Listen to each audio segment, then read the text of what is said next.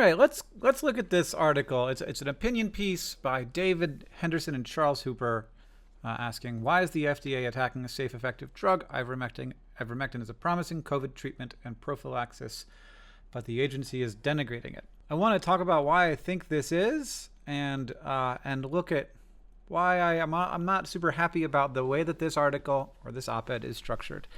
The FDA claims to follow science, so why is it attacking ivermectin, a medication it certified in 1996? The simple answer to that is that it hasn't. So, like, when you approve a medication for a specific disease, you want to have studied that medication for that disease, not just to know that it's safe, but to know that it's effective, because we don't approve medications for diseases to treat conditions or diseases that we do not know that they treat. That is it. That's a basic. It doesn't have to be just dangerous. We have to know that it actually treats the disease, because it's dangerous to say to someone that this will treat a disease if it is not going to. Earlier, they put out a special warning.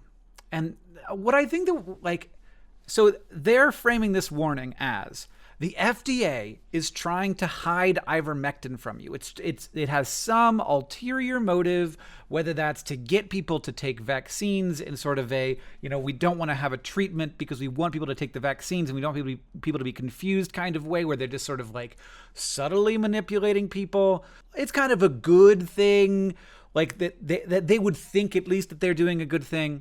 But actually they're just manipulating people and they shouldn't be doing that. Or even more sinister, the idea is, oh my God, they want people to get the vaccines because of what the vaccines are bad, or because they want their friends at Pfizer to get rich or something. I don't know. There's some conspiracy going on. And they've put out this statement that says it can cause serious harm, hospitalized, dangerous, very dangerous seizures. If you read the warning, it says if you take too much ivermectin, all of these things can happen. It is an FDA-approved medication, but what happens is when you have a bunch of conspiracy theorists talking about how the FDA is, or like the global system of conspiracies is preventing people from knowing about what a great treatment ivermectin is, you get people who go and they start to take their fucking dog's heartworm medication. And that happens. That is the thing that the FDA is trying to prevent here. I don't know that this is good. I don't know that this works, but that's why they put out these statements, so that you don't take your dog's heartworm medication or your horse's worm medication. That's what ivermectin is. One of the main things ivermectin is used for. It's also used for other stuff. It's used in humans. It is an FDA-approved medication. But if you can't get it from, this is a problem. If you can't get it from a doctor, are people going to go and get it from their vet and take it themselves and dose themselves incorrectly? This is the kind of thing that the FDA worries about. This is their job to worry about this kind of stuff. The fact that they're portraying this, and I know I've gotten 2 paragraphs into this. The fact that they're portraying this as, oh my God, why is the FDA hiding this great treatment? When all you have to do is read the statement to know contextually that they're worried about people self-medicating with fucking dog pills. So it seems a little bit misleading from the start, this article. Maybe I should figure out a little bit about who David Henderson and Charles Hooper are. So let's look up them. Who are they? They're together on an Amazon.com page. In 2005, they wrote "Making Great Decisions in Business and Life." Has 32 reviews. Congratulations, you guys. They've got an article on flawed climate models from the Hoover Institution. Youth pay a high price for COVID protection. FDA shouldn't keep safe drugs off the market. So another one about ivermectin, I imagine. Sometimes drug prices are too low. Okay. Doesn't tend to be the concern that I have. A cure for our healthcare ills, flawed climate models. Want cheaper drugs? Increase competition. The FDA's power grab. Did global warming cause California's drought? Climate change alarmists claim the science is settled, but that's far from the truth. So it's interesting that these guys both are their vibe is, we don't like the FDA and climate change is fake. So it's all right. Obviously not exactly what they were saying. Anyway, Now we have a little bit of background on ivermectin. It is a good drug. It is used a lot. It treats parasites, and it may be an effective antiviral. We are still testing its ability to fight viruses. Ivermectin fights 21 viruses, including SARS-CoV-2. Does it? Look, we're looking into it, and we're like, antivirals are a promising avenue of research, and we should continue to do that. Some 70 clinical trials are evaluating the use of ivermectin for treating COVID-19. All right, this is textbook science stuff, but the number of trials being done does not indicate the effectiveness of a medication. It just indicates that people are looking into it. I mean, also evaluating, not have evaluated. There are 70 clinical trials ongoing. This is excellent news for you guys. You want ivermectin to be a treatment. Do you think we should make it a treatment before we're done, like, doing the 70 clinical trials that we're doing right now? Why do you think we're doing the trials? Do you think we're doing them to hide ivermectin from people? That indicates to me that there is a lot of research that needs to be done to determine whether or not this is a safe, effective treatment, which you say in the beginning of the article that it is present tense a safe, effective treatment. Well, if that's the case, why are there 70 current trials testing that? It sounds like we should wait for the fucking 70 trials to get in. That sounds like we're going to have some really good data soon. Like, you can say all you want right now, but scientists have to wait for the research to get done. What the fuck? The statistically significant evidence suggests that it is safe and works for both treating and preventing the disease. Does it? Because it doesn't really.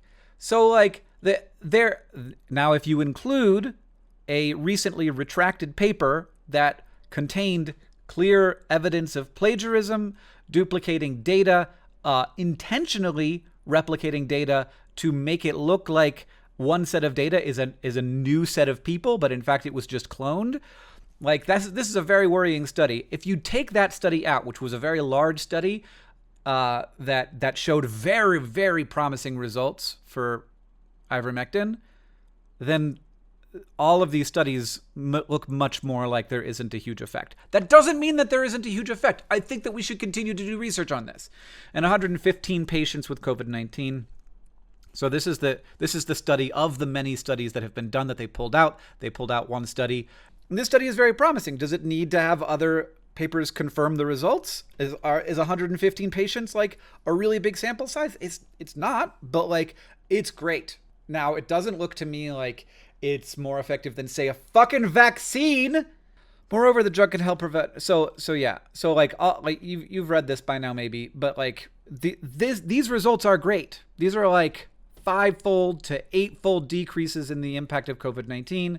There are other studies, though, that have shown that there isn't much impact on the progression of COVID with people taking ivermectin. It is an active area of research, and this is the thing. You can't say that it does something.